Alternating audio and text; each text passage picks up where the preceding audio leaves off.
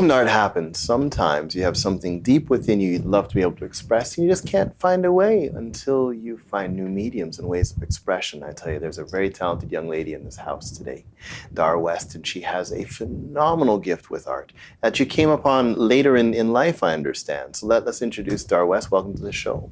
Thank you for having me. Yes, pleasure. Great to be here. So you haven't been doing art your whole life. What was your life story?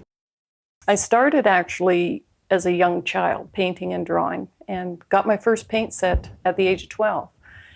My mother told me, however, that artists starve and that I should become a nurse or a teacher. So I became a nurse, actually, and I nursed for quite a few years, and then found myself in the insurance industry, started my own insurance brokerage. So neither of those were very creative, needless to say, but I always had the passion to paint and to draw, and I would do that in between. So finally, when I retired from the insurance industry, which was about 30 years, I found myself with an opportunity then to commit more time to my art, and I retired in the Toronto area and then moved up this way and found a great community for the arts here. Okay. Mm-hmm. And here being? Here being, most of my shows would be in the Collingwood area, okay. But I actually live with what I will call the love of my life, because it's a second relationship, and he's just an amazing support to me. And Tom is a retired veterinarian, and together we live in a 50-acre hardwood bush lot in Maxwell. And yeah, it is lovely. Yes. I'm moving in. Just don't tell me your address. You'll be safe. Okay. Well, we also run a bed and breakfast in a 1850 log cabin. Wow. Separate from the main house, which also is very inspirational place to paint. Oh my gosh. Yeah. So I have lots all around me. A lot of my work you'll see has great influence from the woods and nature. I'm very inspired by that. So I feel very fortunate, very fortunate. Wow, I'd say. Awesome. We took a little video of one of your paintings here earlier on today. It's on a wooden backdrop? It's on a wooden panel. Yes. It's 2 feet wide by 6 feet high. And it's acrylic based, but I use a texturing compound. I work a lot with a palette knife and build it up layer by layer. It's called a mixed media because I do embed other things into the texturing compound. But all the items that I use are all archival material. And it gives me great joy to see how far I can push it to become a three-dimensional. Archival, I'm sure are running it already somewhere in the background without me even knowing. Archival, what do you mean by that? Well, materials that will stand the test of time. I'll be long gone, but it should last for centuries, and they'll say that's a Dar. And someone will hopefully own it and have it in their home and enjoy it. Beautiful work. I mean, when I look at that from the different angles, especially from the side, you see that it almost looks like a tree in many ways. You've really brought it forth so well, and the way the shadowing in the room just really highlights the piece. It's thank you. Fantastic. I think your work is absolutely beautiful. Thank you. I have been asked if I incorporate pieces of trees. Yes. And no, because they would not stand the test of time. It would start to deteriorate. So I've found other ways to make art happen. And how did you find that? How long did that take you to be able to push the boundaries of materials like That's a very good question, because I start out, as most artists I think do, in a very traditional paint what you see. After I retired, being self-taught, I decided to go to Sir Sanford Fleming up in Halliburton School for the Arts. And I took a full semester. I lived up there. I had 24 hours a day art, creating, wonderful instructors. And it was one of the best things I could do to invest in myself and my art. And from that,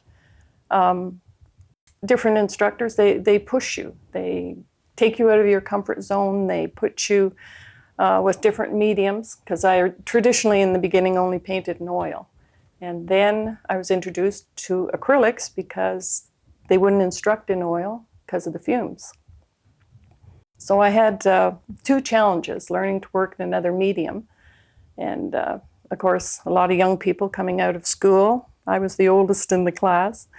Loved it. They keep me young. Anyway, that was one of the biggest influences, really. Then the next year, I was juried in to go back for what they call advanced studies. So I went back for another month the next year, and was fortunate enough to study under quite a well-known Canadian artist, Peter Klisnik. He has since passed away, but is written up in the Canadian artists as bringing a lot to the table in a minimalistic way. And that helped me, by working with him, to kind of pare back and to simplify. And my trees, I think, eventually came out of that. Okay. Mm-hmm. So when you see your trees, I'd love to see some pictures of some of your work here. We yes. have this first piece here. That is? That is on a very plain background. Mm-hmm. So the trees really do come forward. It's also a 2-panel.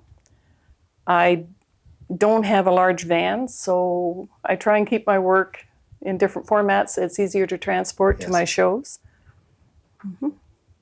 This is another one. This is about 3.5 feet wide by 5 feet high. Wow. So maybe closer to 6 feet, 5.5. And again, it's my textured trees.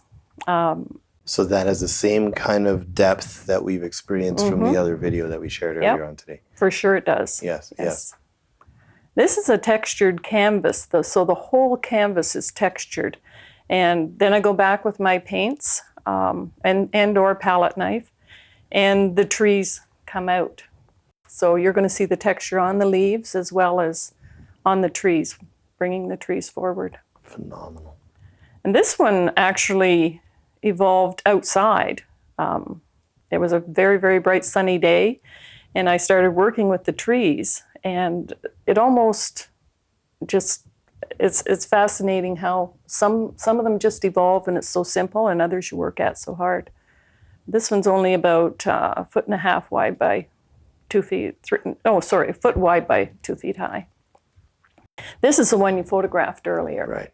Right. Mm-hmm. And how long does it take you to do a piece like that, let's say? And that's another good question. Yes. Yes.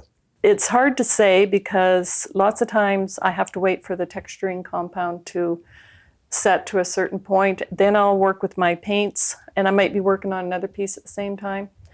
So I would say if you could compile all that, I could probably do it in a month, where it might take a couple months, right? Yes. Yeah. And you've won some awards, I understand, from what you've done. I have. The piece that I created at the end of my time at Halliburton actually placed Best in Show, which was a great honor because there was a lot of talented people. Yes, yes. And then last year, I was very honored to be chosen Best in Show at the Collingwood Arts and Music Festival, and got first place there. And it was a great honor because, again, there was, about 40 artists there showing their work. So, yeah, I think it gives you that little bit of reconfirmation of your work and appreciation. What lies ahead for you? I am really taking it one step at a time. I'm in a really, really, happy, good place right now. I love showing my work. It gives back to me to see the appreciation. I would like to work towards a one-person show, my own show. I've done a lot of group shows. I'm very honored to be part of the Blue Mountain Foundation for the Arts. They give their members a lot of opportunity to show their work and a lot of support. But I'm really feeling that I want to do my own show and do some major pieces. So I will work on that one step at a time. And how many pieces does it take to make your own show? I think if I did my larger pieces, it would depend on where I'm showing. But I think I would like to have at least 10 major pieces and then some, maybe another dozen smaller mid-sized pieces. Okay. Yeah. Okay. Mm-hmm. And what's involved for those of us that aren't artists? I've never thought of doing that kind of thing. Is it difficult to get your name out there? How would you go through that process? It is difficult. Okay. And let's face it, there's a lot of artists, right? A lot of painters, particular, I think. So to me, I want to create something that is a part of me that is a little bit different than everybody else, that has my emotion and feelings to it. Separate from that, I think it's a matter of getting your work into well-known galleries. I have shown in Toronto in the Distillery District, which was very rewarding in opening up other opportunities. So I think you just have to keep doing things like we're doing today. I appreciate that. It gets your name out there. It gets pictures of your work out there.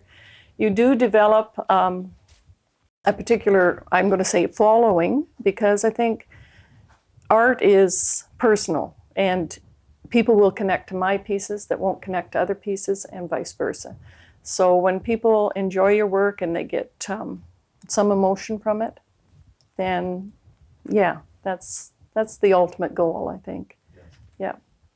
Speaking of emotion, I cannot look at this next picture that we're going to share without being absolutely inspired. I tell you, is this how you draw some of your inspirations? Yes. It's painting outdoors, plein air. I take a lot of wooden panels and just stand there and paint.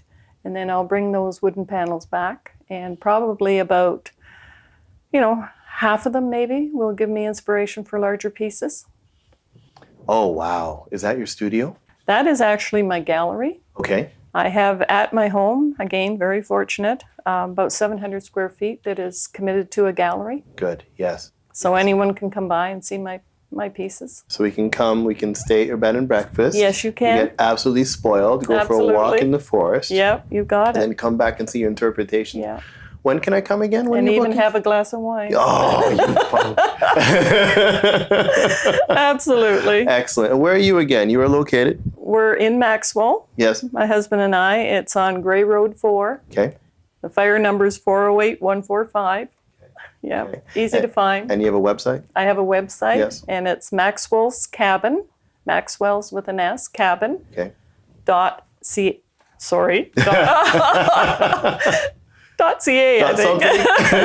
See, I'm pretty sure I went with .ca, I'm Yes. sorry. No, Yeah. no. We'll find you anyway. I know you will. Just Maxwell's Cabin, I'll come up. Yes. Yeah. The first art was very monochrome. The next one, we dig into a lot of color. Could you tell us about these pieces? This is part of my fall series. This is a style that's a little bit more loose, Yes. where I'm trying to be more expressionistic. Yes. Okay. Wow. And wow. that's a similar time. Yeah, absolutely. Okay. And starting on my birch trees. And are they all 3D as well, or are those mainly? No, those these are more all strictly traditional? paint. Okay. Yeah. Yes. Keep going. Wow. Yeah. Look at the light in that one. And that's starting with the Walk Fantastic. in the Woods series. It's Wow. interesting how your work kind of leads into the next one. Yes. Yes.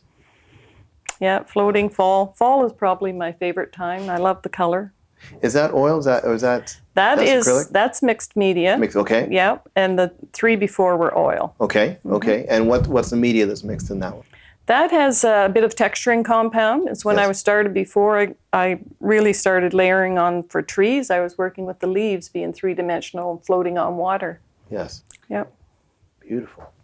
Oh. And that's my Walk in the Woods. And the trees on either side are very textured and 3-dimensional. And then the others get less as they go into the distance. That piece looks like it was huge. It is. It's about 4 by 6 that way.